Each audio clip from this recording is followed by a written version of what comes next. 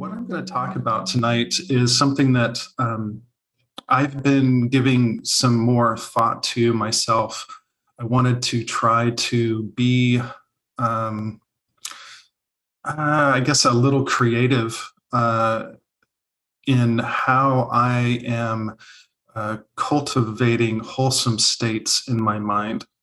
I wanted to really give that aspect of practice some attention, to take action on the instructions around that part of the practice. The part of the practice that I'm referring to is the four great efforts. This is something that I've given talks on in the past, but there's just something about the four great efforts that I keep returning to. I think it's just, for me, it's in the clarity of the instruction, that it's just very much follow these instructions, and trusting in that, that you can bring about a transformation in yourself. And I like that there's not this place to kind of come to a like, okay, I've done that. I've cultivated generosity and I'm finished. I feel like there's this part of practicing the four great efforts that inspires and encourages you to go further. That even when you feel as though you have a particular wholesome quality that's prominent in your life, the four great efforts as instruction encourages you to further cultivate that quality. And that's something that I find inspiring. And so maybe that's part of the reason why I keep coming back to this particular teaching, this particular Dharma. But I wanted to kind of offer something that I've been just kind of teasing out for myself before I go into specifically talking about the four great efforts. And so I made some notes for myself, and I'll just kind of take a moment to read some of these to you. But it really comes down to looking at adversity in your life. And so what I have to say about this is, don't strive to eliminate adversity in your life. Instead, make peace with the inevitable adversity and overcome it when you meet it. I think there's something really important in that. Not to just simply eliminate adversity, but to recognize it and overcome it. Doing so builds character and prepares you for further inevitable challenges. Completely eliminating adversity is not only impossible in a world where we lack ultimate control, but the attempt robs us of what ends up being some of the richest moments in our life. And so I'm going to encourage you to really kind of listen closely to what I'm saying, and try to evaluate it for yourself. Is it true? This last thing that I offered, how does that land with you? Completely eliminating adversity is not only impossible in a world where we lack ultimate control, but the attempt robs us of what ends up being some of the richest moments in our life. When you have met adversity in your life and you've overcome it, does that stand out as being a rich moment in your life? So I'm going to invite you to recall the last time you met a challenge in your life, something that required you to marshal your resolve to overcome something that was difficult, painful even, which you ultimately faced head on.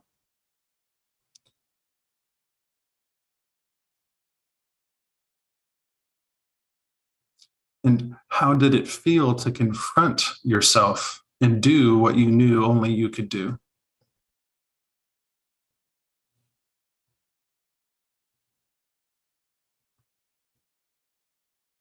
Looking back on that moment now, How would you feel if someone had saved you from that?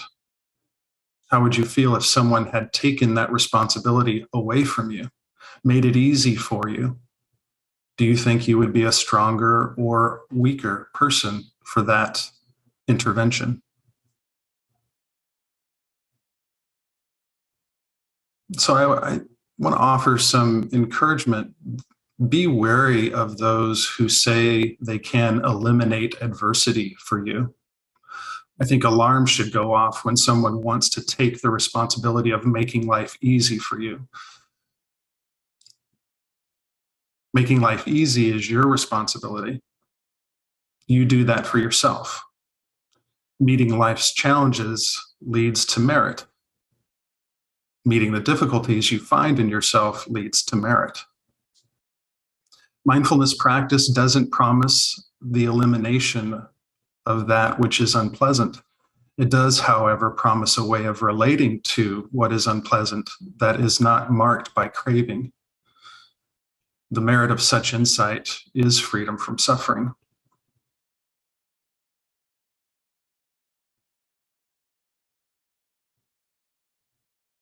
So look at the things in your life that help you to be independent and self-reliant. When we abandon dependency for independence, we get a fuller view of our interdependence and connection to the world around us. Dependency obscures our view of the vast web of interconnection.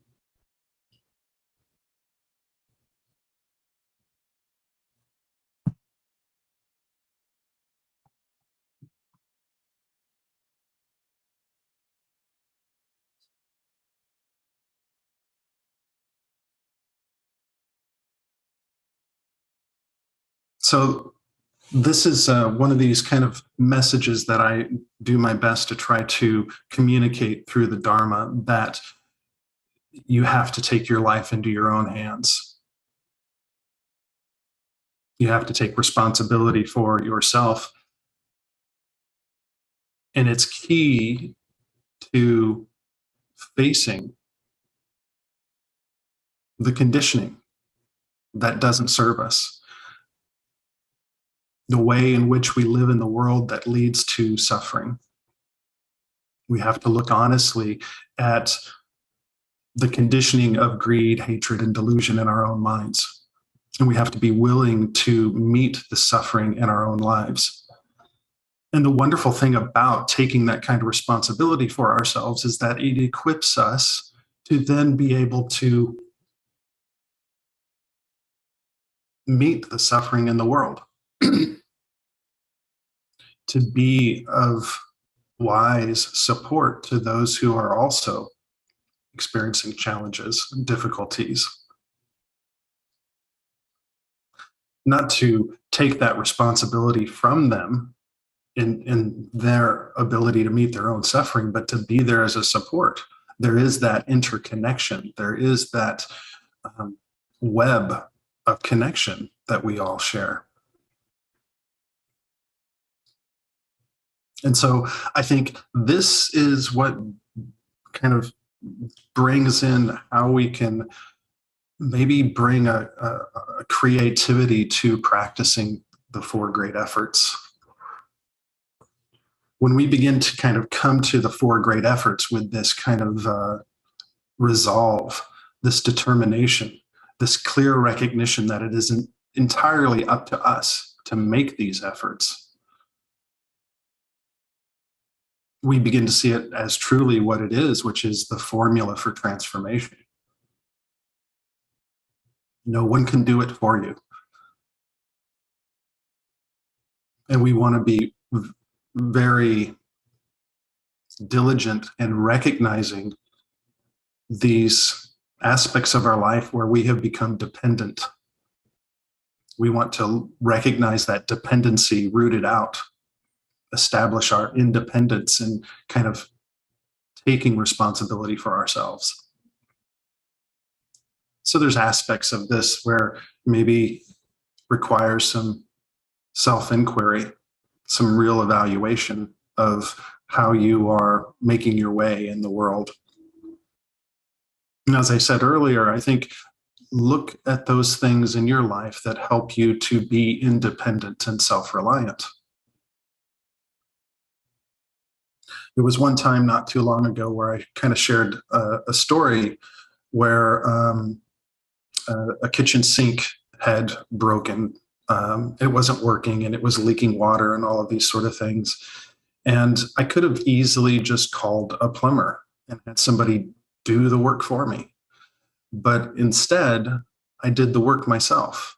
It's a very simple thing, but it's just this example of how I could have really missed the wonderful feeling that resulted from taking care of the problem myself, of being independent, of doing what I needed to do.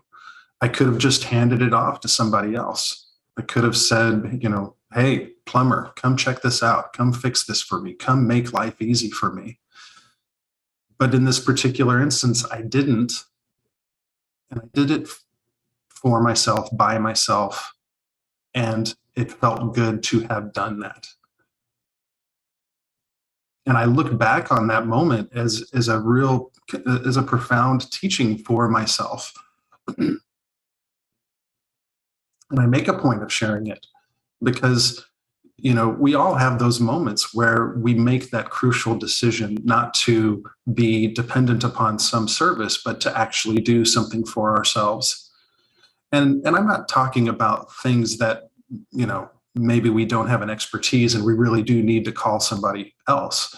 I'm talking about these things that in our laziness, we hand off. In our neglect to take responsibility for ourselves, we hand off to someone else, or we just become stagnant and we don't take action. We're waiting for someone else to come and take care of it for us.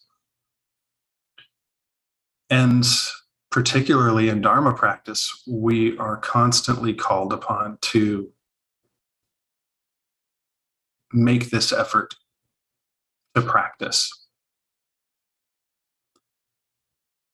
And this can be a real challenge for people to practice outside of Sangha. And you can be honest with yourself and kind of just check in, recognize, do you only practice when you come to a sitting event? Do you only practice when you make that engagement to attend a retreat? Do you carve out time to practice? Do you take the responsibility of making sure that the practice happens? Because I think when you do, then you can begin to see the practice beyond your meditation cushion. I think it's sometimes it's a way that we avoid the practice. When you're like, oh, practice is more than just sitting on the cushion, and that's the kind of practice that I do. It's another way of saying I do the practice that's easy. So are you doing the practice that's easy? Can you recognize that parts of this practice are very difficult, challenging? And can you find your own resolve? Can you take responsibility for yourself and do that? Make your commitment. Set a time. And unwaveringly follow that time where you practice. You do what's difficult.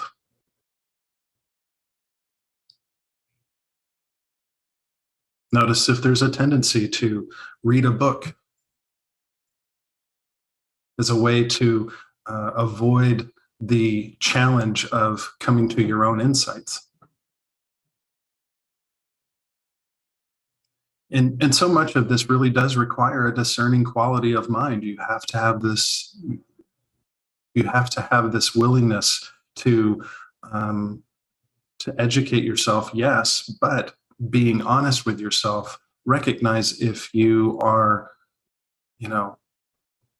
relying upon someone, some place, something else to make it possible for you. I only meditate when I listen to this guided meditation from this teacher that I like, that I listen to online.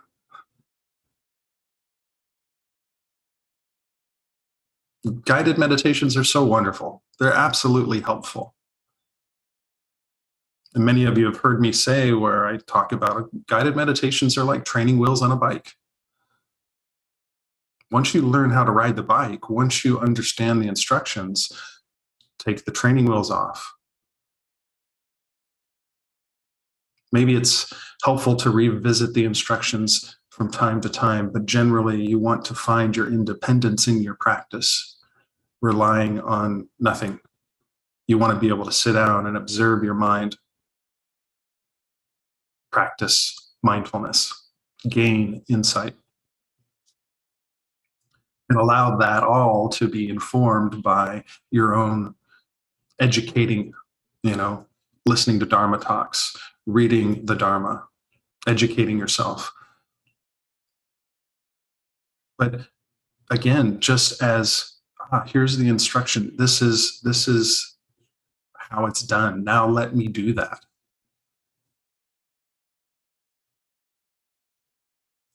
So I'm going to read you this quote from Joseph Goldstein about the four great efforts, and it's basically just him expressing these are the four great efforts.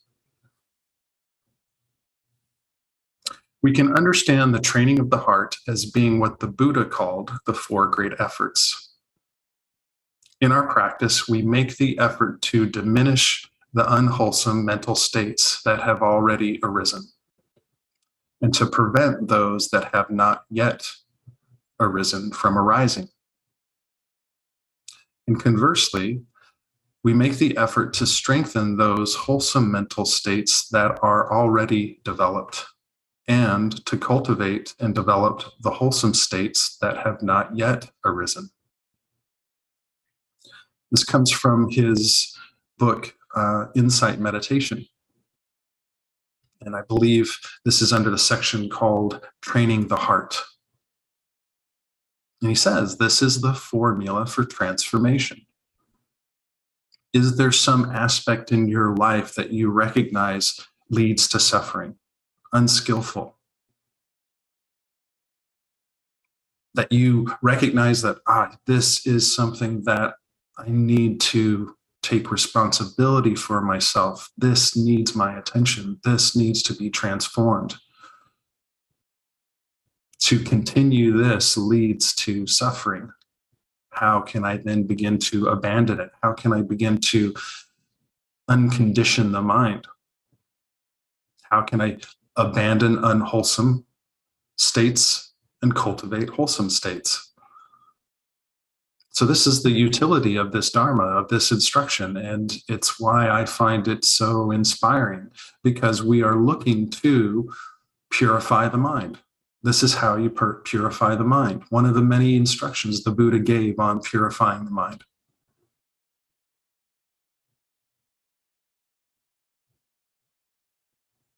So in purifying the mind,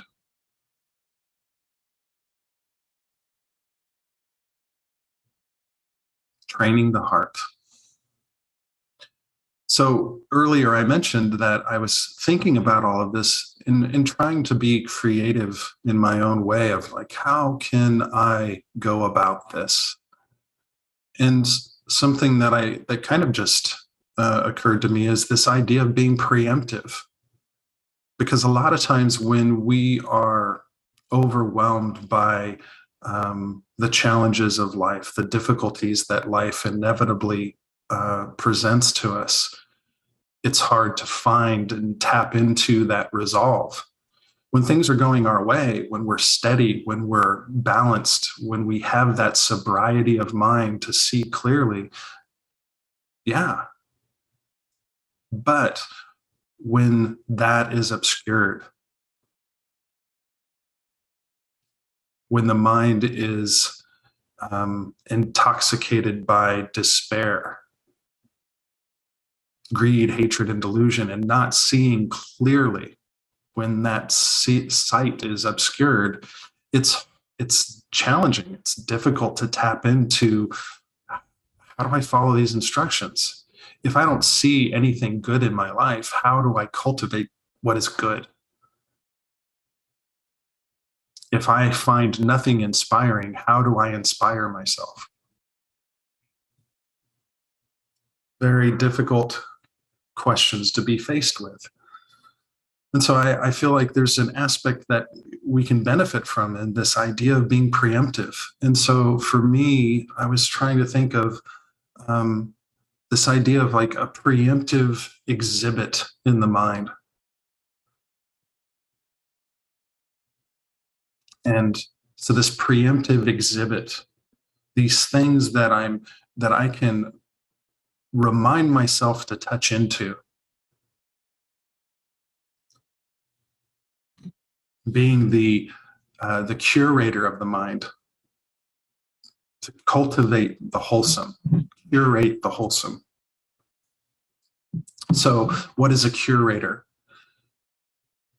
And I kind of just thought I'd share that, because I think it helps paint the picture. Museums and galleries typically employ a curator. And this is a person who cares for and develops a collection of art. And they will be responsible for arranging this collection to put it on display. And so be the curator of the mind. Be preemptive with your exhibit. So what might be this exhibit to be preemptive with? There's instructions around the practice of generosity, the instructions around virtue, renunciation, wisdom, energy, cultivating patience, truthfulness,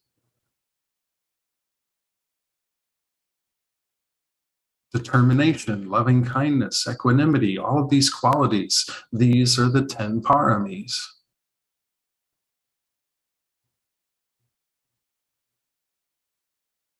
So if you wanted to, you could look at the 10 paramis and use them as these categories for your own exhibit.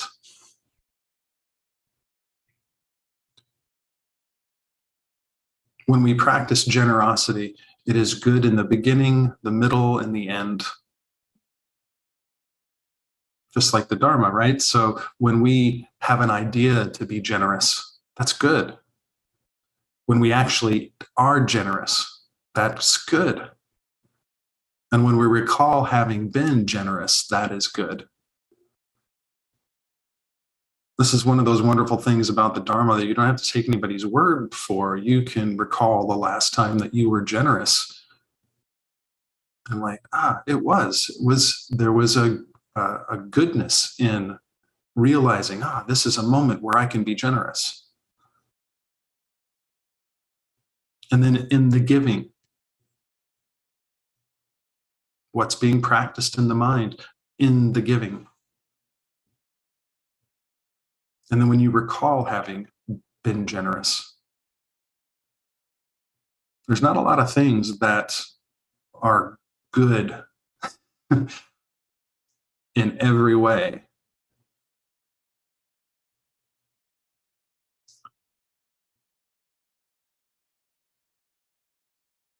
So is there this point in your life where you can recall a time when you were generous? Maybe some event that you contributed to, supported, maybe in how you gave of yourself, gave of your time, of your attention, of your talent. And in that giving, you find that wholesome, enlivening, luminous quality of mind.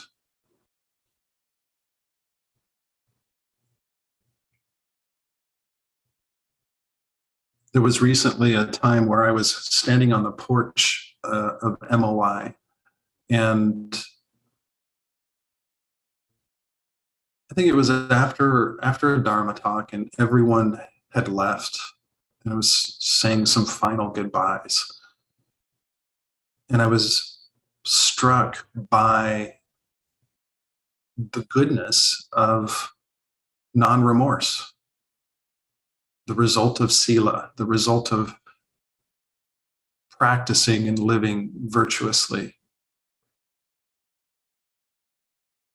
It felt good to not have any drama in life, not to have any hard feelings towards anyone, and to know that there was no one out there that had hard feelings towards me that I'm aware of.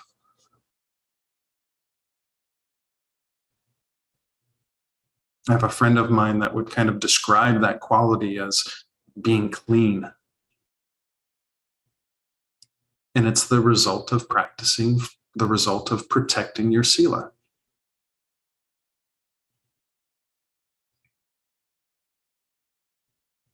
Going through this list of the 10 paramis, we can come to the next, which is renunciation. This comes right to the heart of this whole talk, where we have to take responsibility for ourselves. We have to meet what is difficult and challenging in our lives, these adversities of life. We meet them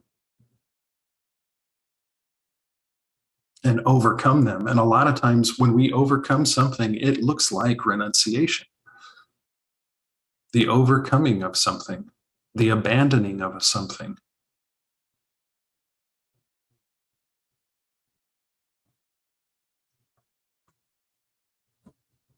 And wisdom is this quality where we really understand the Four Noble Truths. Wisdom, I think, is just this wonderful way of being in the world. What is wise? Wisdom is understanding the Four Noble Truths. Wisdom is understanding how renunciation works, or the benefit of renunciation. There's a wisdom that recognizes the benefit of renunciation. It takes maturity. And I'm not particularly thinking maturity in terms of old age, but a maturity of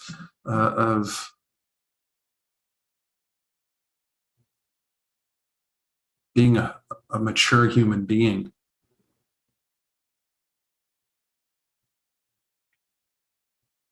I think the last talk I gave was on wisdom. So we'll move on to the next of the 10 paramis, energy. I gave a talk on that as well. So patience. The point being that with each one of these qualities of mind, each one of these states, that this is where we can kind of begin to consider how we are practicing the four great efforts.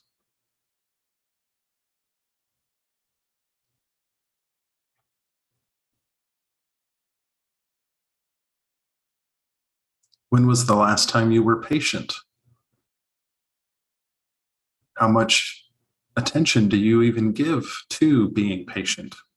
Do you only give attention to being patient when you see that you lack patience? Do you miss all those times where you actually are patient? What does it feel like in the body? What is it like in the mind? What's the result of it? How does it come about? Truthfulness. Very challenging oftentimes to be truthful. And funny enough, the ones we are more likely to not be truthful with is ourselves. Sometimes we have to be ruthlessly truthful with ourselves. We want to be as honest with ourselves as we can be, so that we can really see what needs our attention.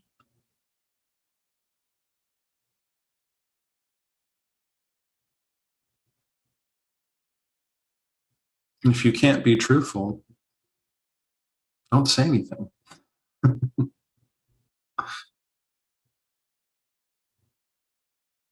I think it's funny because you can be truthful. Sometimes we think that, well, to be truthful, there's too high a price. And so to avoid paying that price, I'm going to avoid being truthful. And again, that's in our delusion. We don't see clearly. And so we end up paying an insurmountable price in the long run when we're not truthful. Determination. A lot of this that we practice, the Dharma, takes a strong determination. Many of you who have been on retreat before, you know that when you come to those later days of retreat and the body is aching and it's time to sit again, it takes a determination. The body is rebelling. The aches and discomforts in the body. It takes determination to practice with those, to practice, to take what is unpleasant as an opportunity to gain insight.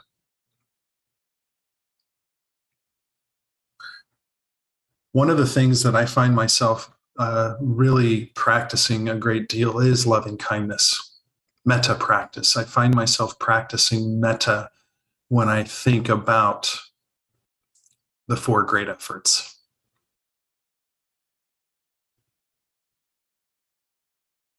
We make an effort to strengthen those wholesome mental states that are already developed. Practice metta. And to cultivate and develop the wholesome states that have not yet arisen. Wishing all beings happiness, safety, peace. There's a lot to be developed in well-wishing. Feeling a deep connection with everything, becoming intimate with everything, and offering it goodwill, offering it loving kindness. And being diligent to recognize those times where the mind moves into old conditioned patterns of despondency, retreating from that willingness to avoid rather than come in and meet and connect and face.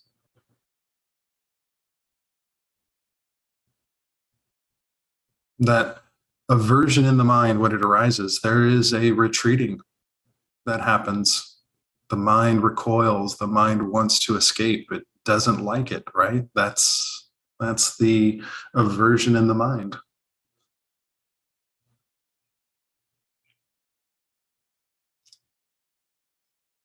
It's possible to find a peace of mind that is able to meet the inevitable lows that we experience in our lives.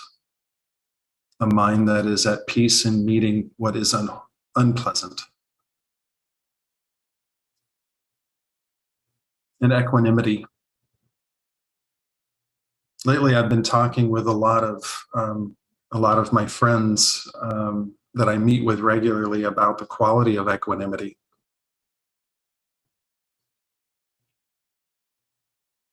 It's really wonderful when people begin to come to their own true understanding of equanimity.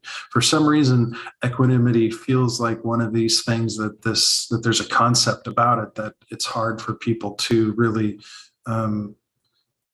to to know for themselves, to understand what is equanimity, what's it look like? And there's so many different ways of eloquently talking about what equanimity looks like, how it's practiced, how you cultivate it. But it's really remarkable when you come to your own direct experience of equanimity. And have you?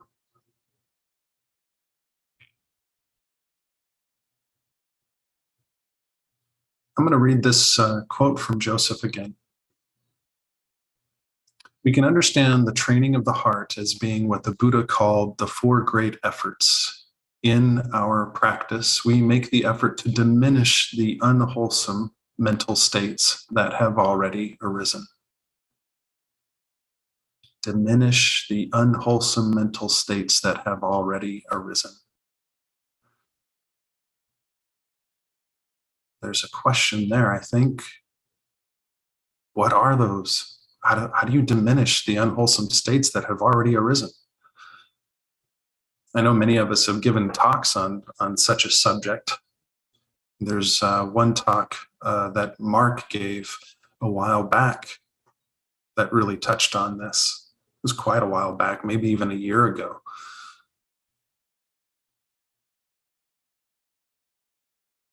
In our practice, we make the effort to diminish the unwholesome mental states that have already arisen, and to prevent those that have not yet arisen from arising. Prevent those that have not yet arisen from arising.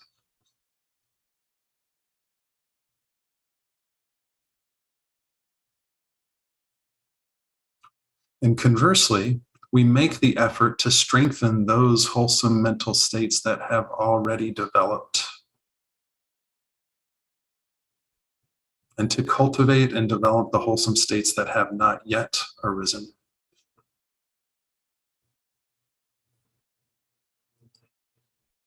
And I think if you feel like you're not quite sure about, well, gosh, what are these states? What are the unwholesome ones? What are the wholesome ones? What are these things? What are these states? How do I come to know what a wholesome state is? How do I begin to recognize what is an unwholesome state?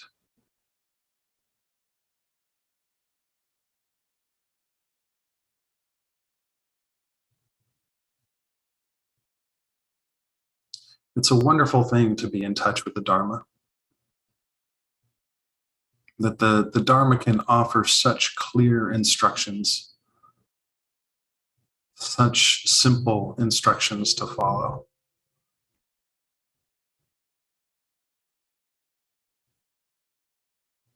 Generosity, virtue, renunciation, wisdom, energy, patience, truthfulness, determination, loving kindness, and equanimity.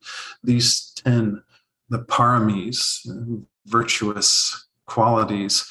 There's a lot to investigate with this. There's so much to study and read. It's interesting to see how they are supportive of one another, how one leads into another. One provides the conditions that are supportive for the next, and it all works together like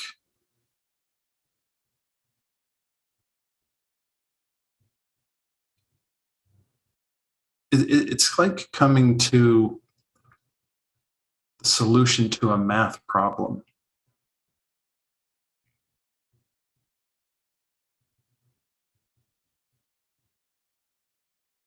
Like, just amazing that it all works out. Like, wow. Doing all of this leads to an answer.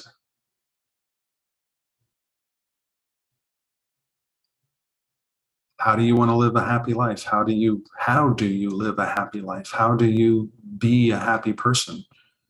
How do you experience happiness? How does the Dharma lead to living and being happy?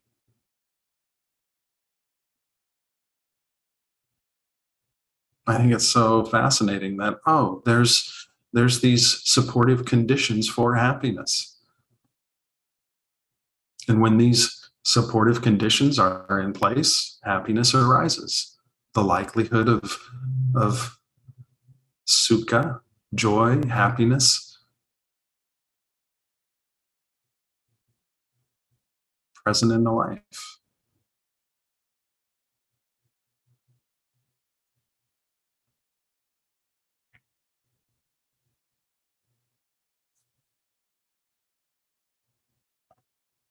So for your consideration, be on guard.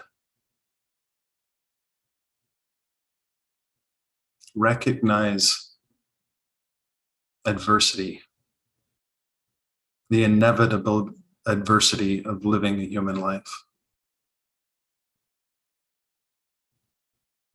Watch out for any promises to eliminate adversity.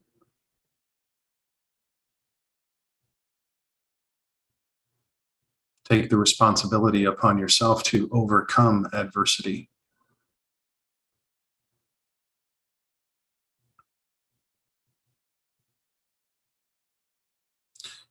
Mindfulness practice doesn't promise the elimination of that which is unpleasant. It does, however, promise a way of relating to what is unpleasant that is not marked by craving. The merit of such insight is freedom from suffering.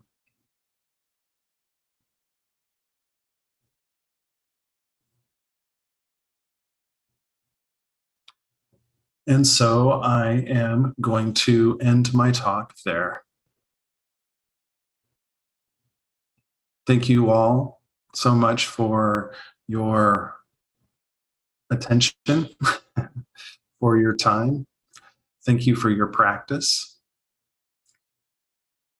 There will be some announcements there at the house, I'm sure. We've got some wonderful events coming up that hopefully you all have already heard about, but I won't mention them here right now for the recording's sake. But thank you all so much for being with me tonight.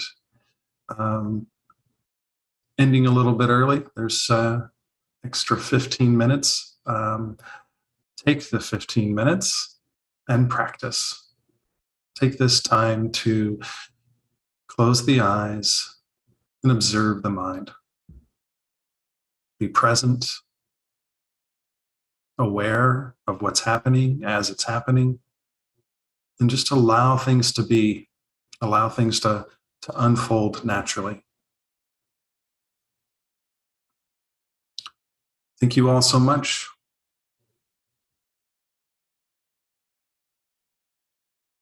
Have a wonderful evening.